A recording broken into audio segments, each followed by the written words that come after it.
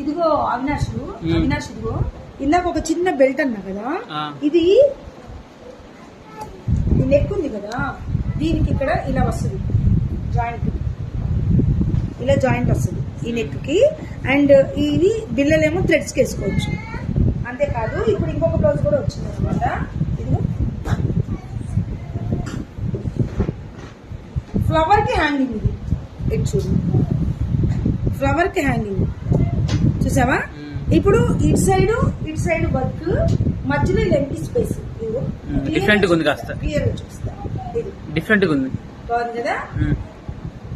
ఎవరు ఏది ఇచ్చినా కూడా శారీ కలర్ కాంబినేషన్ బట్టి మేము మీరు చెప్పినా చెప్పకపోయినా ఇంకొంచెం ఎక్కువ క్రియేట్ చేసి వేస్తామే, కానీ పర్ఫెక్ట్ గా ఉంటుందండి మాదంతా. హ్యాండ్ కూడా చూడండి, కింద బార్డర్ వేసాను, బార్డర్ కి హ్యాండ్ చేసి పైన ఇది వేసాను అనమాట.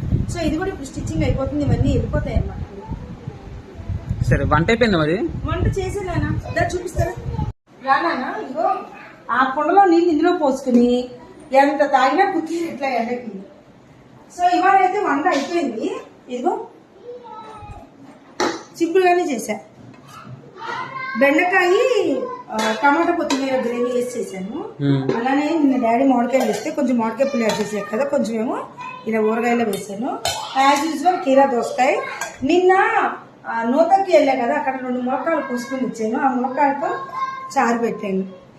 ఎంత బిజీలో ఉన్నా సింపుల్ గా అయినా చేస్తానండి. ఇవి చిన్న చిన్నయ్యే కదా, ఎంతలో చేస్తాను చెప్పండి. ఇది కూడా ఒక పని అనుకుంటే కష్టం.